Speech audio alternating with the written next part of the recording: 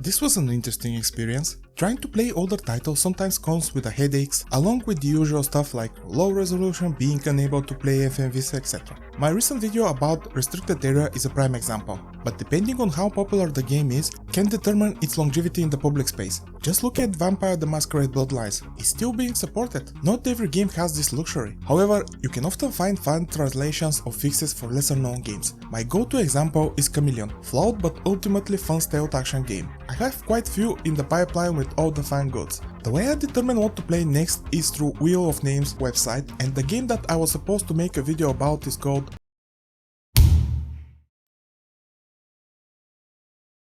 Neuro, a cyberpunk FPS with G powers. Apparently the highlight of the game is the power to take over the enemy's body. I wasn't expecting a hidden gem, but it definitely piqued my interest and I decided to give it a shot. The game installed normally, but I couldn't make the widescreen fix work, so it's 4:3 aspect ratio. But another issue popped up. I'm using AMD Adrenaline software to record my footage, and for the most part I rarely have issues. Once or twice a game couldn't be recorded, this is one of those cases, so I usually switch to OBS. After all is set up, I finally started the game. It was everything I was hoping for. Acceptable graphics, goofy voice acting. Don't listen to this yap, or he'll drive you crazy with his philosophy. Get ready, we're approaching Kloto. Sanitary check up in 2 hours. Very weird in-game cutscenes, amazingly stupid tutorial. Let me elaborate. The cutscene first. They're on rails and it feels like I'm in House of the Dead game, but the transitions to any direction are jarring and not smooth. Just before you're finally let loose in the game, your mouse cursor follows the NPC up and down, up and down, up and down. I've never seen anything like this. It's a bizarre decision and execution. The reason why I call the tutorial amazingly stupid is because of the setting it takes place. You are inside a base or a station of some sort, and your boss or whoever he is shoots you after explaining how the rifle works, and then he asks from you to shoot him back. The place is full with armed soldiers and these two are just shoot me, shoot you. I laugh at this whole situation. On top of that, the gun you are holding through the whole time doesn't stop beeping. It does it when you point it at an enemy. Why? This is so annoying. There is an in-game explanation, but still. Thankfully, when the game starts properly, it took very little time to find a different weapon. I didn't play for too long because I had way too many crashes, the save file are just blank spaces, although they can be loaded, and just a general instability. I wasn't planning to waste my time, so I skipped to the next game.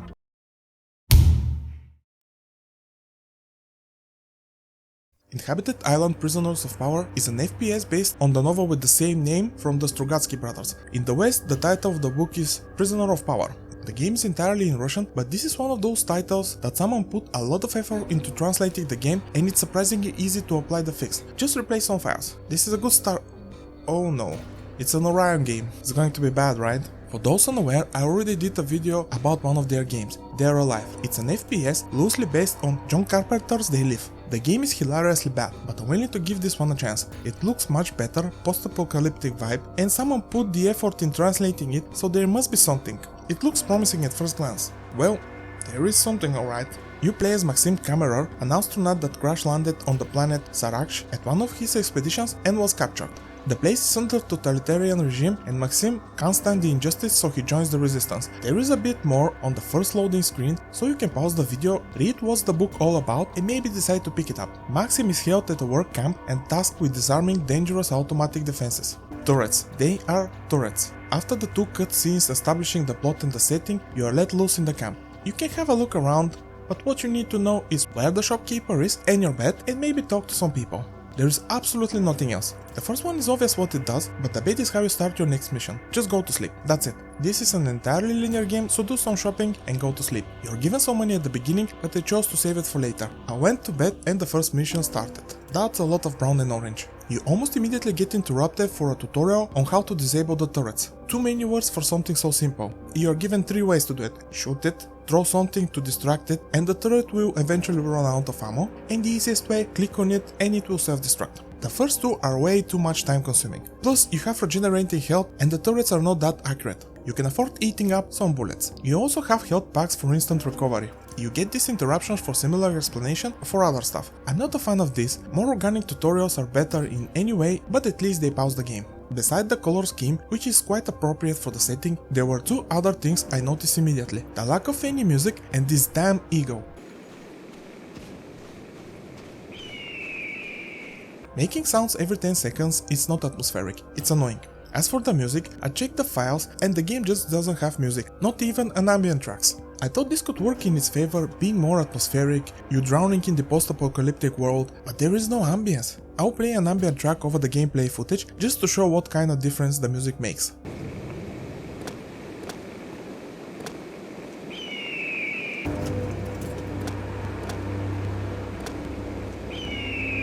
The only thing you hear is the wind and the stupid ego. Enemies don't make any sounds besides shooting you and some grunting. Not even the steps can be heard. All this makes the game feel like a barren wasteland, not in a fun way, but drab and boring. I moved forward through an abandoned building, killed some enemies, and I saw a glowing thing and got curious. I got close and yes, Rico, kaboom, it was a landmine. Cool. The game highlights the mines, but not all the time. I think this feature gets broken from time to time. The only way to get rid of them is to shoot them. They're everywhere. I died so many times by stepping on one.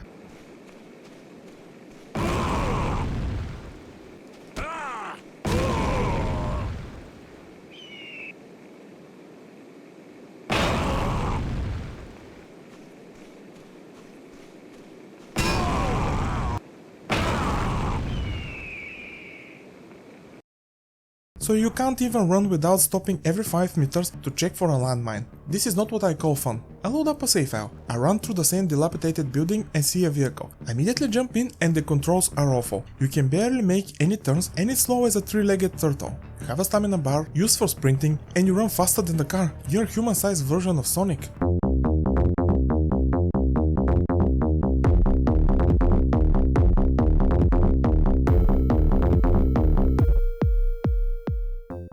I ditched the vehicle, I went back exploring the area and decided to touch, aka destroy, one of the turrets. The game immediately decided to spawn enemies behind me and this wasn't an exclusion to the rule. It did happen a couple of times after that.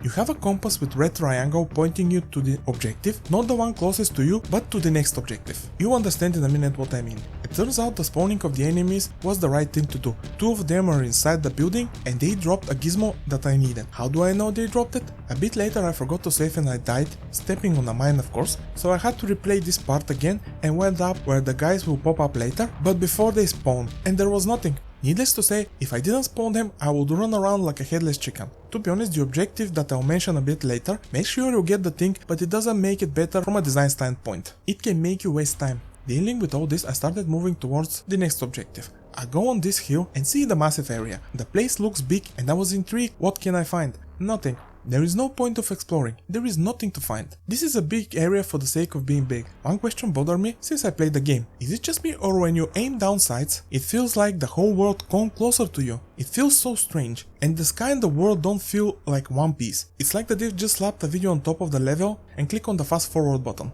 Maybe they tried to make it more alien, but it looks more bizarre than anything else. You get interrupted 2 more times with explanation about, first, a turret that shoots fire, you deal with it the same way as the other one, and second, that the area around the middle will be shot by a mortar. If you see this icon, run. This means you are detected and the attack is directed at you. But sometimes, just randomly, the mortar can fire at a random direction and you should listen for whooshing or firing sound. If this happens, run. You can hear it constantly and I was running like crazy, but quite often than not, there was no explosion. Was this just ambience or not? Now you have to watch for landmines while you're running from mortar strikes and be on the lookout for enemies and die every other minute. Does this sound fun to you? I can tell you it wasn't. If this is accurate to the book, great, but it doesn't translate to a fun gameplay. I know for a fact searching for the gizmo is in the book. I quickly noticed something weird about the weapon. The reticle is to the left from where you aim. You need to shoot slightly left and down from where you want to hit. You just had to move it a bit. Come on. The only positive thing I can say about the game is the weapon itself. It looks like you can add attachments, in this way turning it into a different one, but how fun it is, I can't tell. I didn't reach that point. The shooting is serviceable and this is where the positives stop. Initially I started exploring but soon I realized there was no point. I just need to follow the pointer. But here's the thing, it wastes your time. Instead of showing the nearest objective, the game requires from you to take the gadget in a certain order for no reason. This means going all the way around, stepping on mines that are not highlighted, going in the middle of the lake, destroying a turret that drops the thing, then run all the way back to the other and furthest side of the map and get the third electronic piece. In theory, this shouldn't take long, but it took me 45 minutes because the level is badly designed. It boils down to just trial and error. You know what's the cherry on top? I finished the first level and decided to see what the second one will offer, and this will determine if I will continue to play the game. It's the same thing over and over again. Destroy turrets, collect 3 gadgets. These turrets are so easy to destroy. I don't see how they are a threat. And there was a new landmine. It digs itself underground and when you get close, it starts chasing you. At this moment I gave up. This is a badly designed game. I checked some gameplay on YouTube and it doesn't change much after this point. Don't play this mess.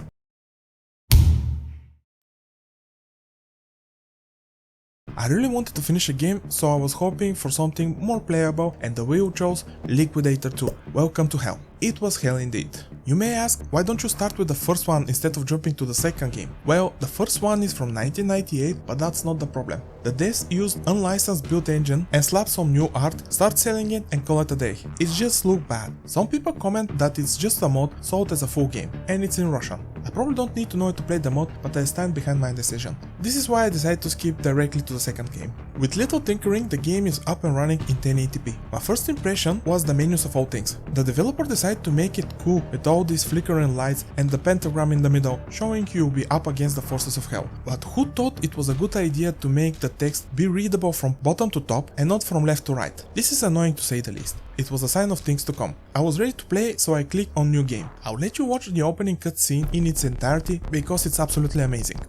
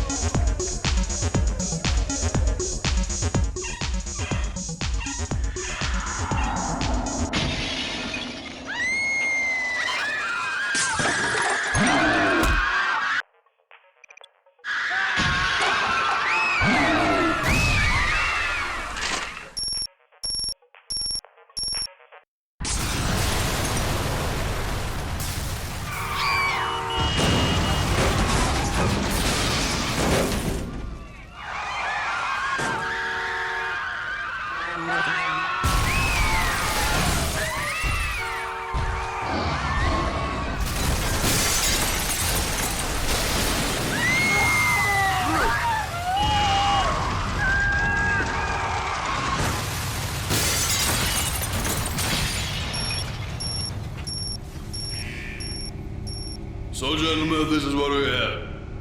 At 10:30 p.m. we got a signal of an unauthorized entry through the teleport. We don't know shit about the nature of the threat. But what we know is that the invasion coming from one of the 3 parallel worlds. Your mission is to get on each of these worlds and destroy subspace transport channels from the inside. We must stop these busters. Any questions? No, sir!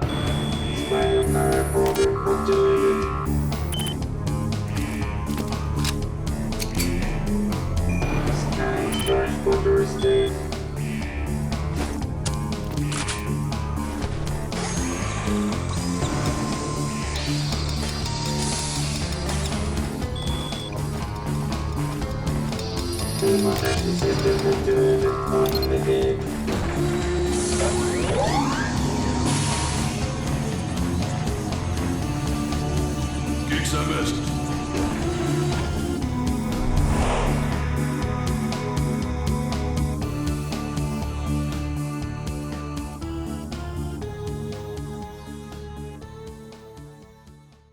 Beautiful. Amazing. Outstanding performance. I teared up the first time I watched it. They probably shoved a mic in front of one of the devs and asked him to do impersonation of Arnold Schwarzenegger, and they did got one. And luckily for them it was from Timo. But let's get back on track. After that you are presented with level selection screen. What's this? Mega Man? I chose the tutorial. This nice lady explains that this is a museum that contains stuff from the world, or in other words, things you'll see in the levels. Teleportation systems on each of the 3 worlds. The destruction of the fuel tanks will prevent the alien creatures from reaching. While she's yapping, I walk around this massive area. It's massive for no apparent reason. On both sides there is a slideshow of the original game. Cool. She explains that there are vials in the levels that can restore health and armor, but some are making you take damage. There is no way to distinguish them. This feature is pointless. There is no reason for this to exist. And we are off to a good start with the game design. Next she explains that before the invasion, the agency stored ammo in those worlds behind them. You need to look for this symbol. This is where the stash is hidden. What this means is, instead of balancing the game with strategically placing the ammo, they just decide to hide it, and it's your problem if you run out of it. Deal with it. To be honest, I was just once close to this happening, and I doubt it can happen at all. There are plenty of stashes in one level, but this doesn't excuse the poor design. Then the game nudged me to try all the weapons. They are standard and feel horrible. They lack any sort of impact, and the sound effects are not pleasant. The base gets attacked and I have to fend off the demons, activate the security system and jump through a portal. I started to wander around the tutorial area, and now that I look back, if you played just this section, you've seen what the game has to offer. Its whole structure. Vials for restoring health and shield, all enemies appear, all weapons are in your possession, so you'll see most of the variety the game has to offer, secrets that hide ammo and a health pack, and most importantly the shooting. If you stop at this point, you won't miss much, if any at all. I jump through the teleport and the level select screen shows up. I decide to go through the levels from left to right. Since I'll be fighting the forces of hell, I find it fitting the last level to be there. So the Lost Town it is. The first thing I notice is that you have all the weapons. What? From the basic axe to the rocket launcher. So the devs eliminated two core components of an FPS, distributing ammo in the levels and the excitement of getting a new weapon. What's left then? An attempt to mash up Doom 3 and old school FPS. It's neither. There is an option to always run, I toggled it, and this is the max speed. And this is the regular one. I honestly couldn't believe how slow I was moving. The whole setting, the initial vibe. I thought this is going to be a throwback FPS, but neither the weapons, neither the levels, nor the whole gameplay loop was close to a boomer shooter or even Doom 3. But why, you may ask? Let's talk about guns, enemies, levels and everything accompanied them. Weapons suck. That's it. The roster is what you've seen in other games and done better. Axe, pistol, shotgun, machine gun, flamethrower, rocket launcher and a sniper rifle. The axe is only used when you swim, the pistol is barely useful unless you see the spider skulls, I'll get to them later. The shotgun is the worst offender. You can load up to 8 shells, but you shoot 2 at a time. Then you have to reload. Here is the thing, if you shoot just one shell, you can't reload. You have no idea how many times I've taken unnecessary damage because I had uneven numbers in the shotgun. I honestly never seen such a strange design decision. The machine gun is just meh, it has a grenade launcher attached to it. All weapons have alternate firing mode and I'll give the game that, but they are still terrible. The flamethrower is okay, it's good against the skeleton enemies because they can get up again, but once you set them up on fire, they will continue to burn even if they jump back. The alternate fire mode sucks. You throw a canister with napalm, but it barely does anything, poof and it's gone. There is no splash damage and no one was set on fire, so it's useless. The rocket launcher is fine too. I wish it had a bigger splash damage, but it does the job. The alternate firing mode is a homing rocket, which is cool. But there is one thing that bothers me. I can't put my finger on it. Does the sound of the rocket launcher is familiar to you or just me? Probably nothing, just my imagination. To be honest, I rarely used it because the levels are mostly tight spaces with few small open areas and I didn't want to blast myself. The same goes for the sniper rifle, maybe even more. I think I used it 3 times in total. What's the point of a weapon if the level design doesn't accommodate its use? The reason why the weapons feel so bad is the lack of any feedback. The sound makes them feel ineffective, reloading is terribly slow, enemies don't react at all to being shot. It's a cocktail of bad design decisions and weak sound effects. The shotgun feels like an airsoft gun. At close range, might not even scratch the enemy. I'm exaggerating to prove a point. How weak is the shotgun?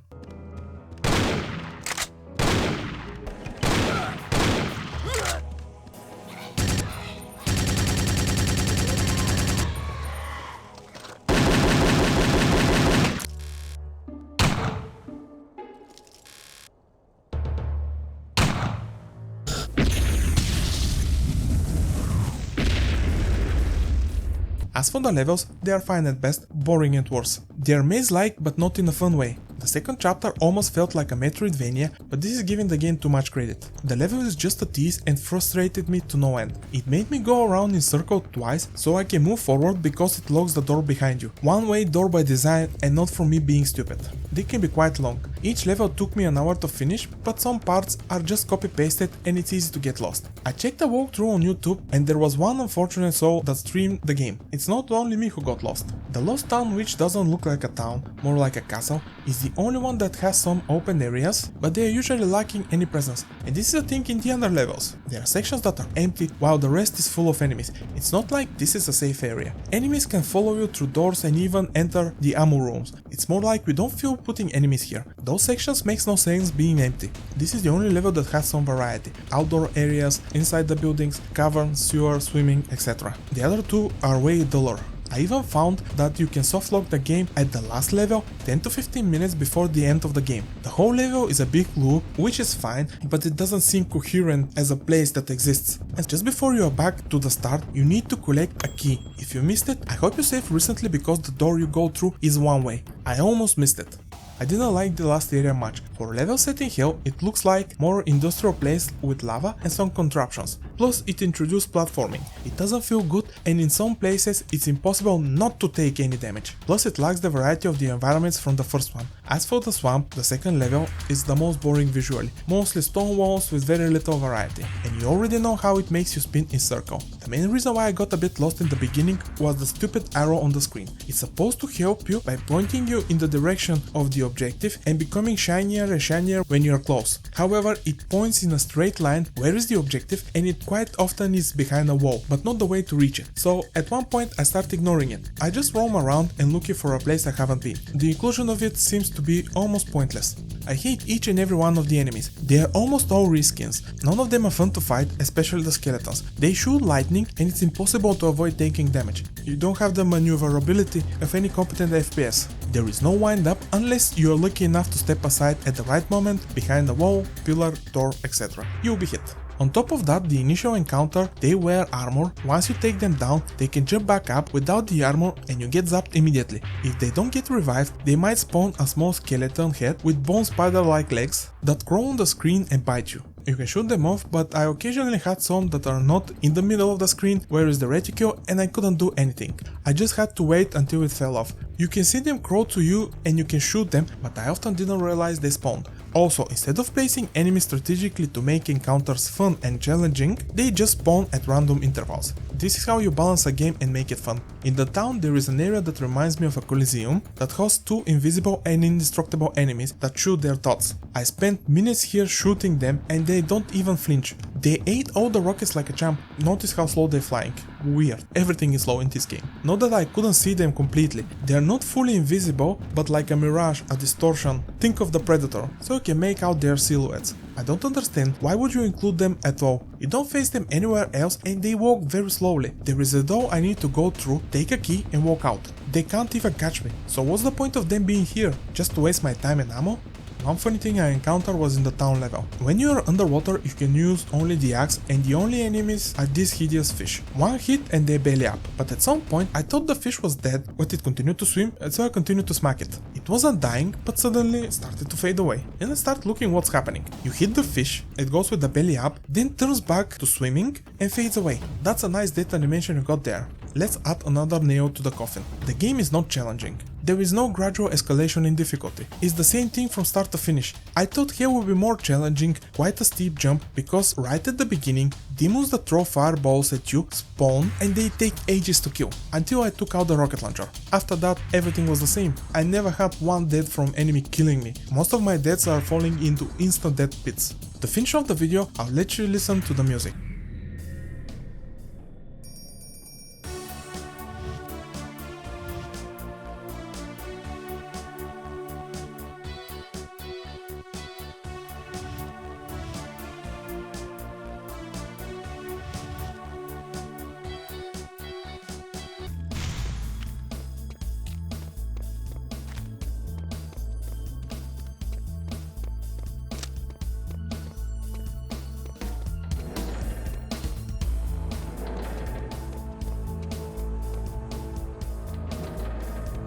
This is probably the most incompatible music I've ever listened, and it plays the same track over and over again throughout the whole game, almost. This doesn't scream one-man army against the forces of hell. One of the tracks is more fitting to Dancing Step. None of the music suits the gameplay and the setting.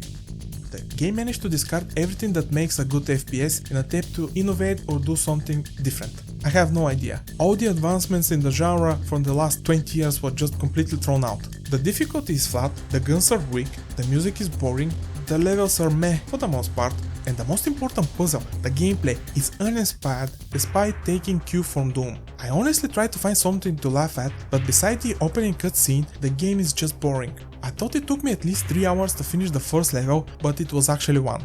I promise the next video is going to be on a much more interesting game. It combines strategy, third-person shooting and some floating islands. Until then, do нови срещи!